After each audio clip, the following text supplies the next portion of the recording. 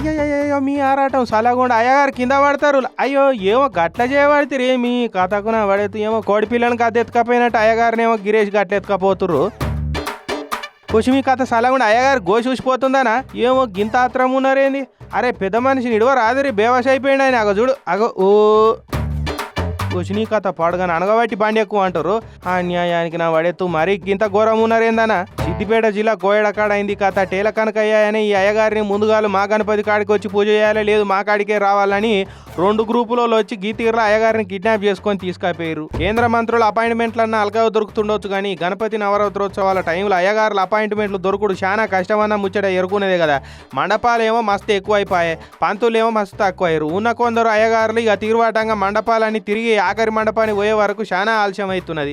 పూజలు పెట్టుకున్న వాళ్ళు కళ్ళ ఊదిబత్తీలు పెట్టుకొని ఎదురు చూస్తున్నారు.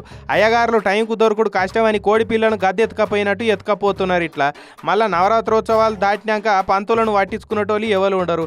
ఏమున్నా ఈ వారం రోజులే.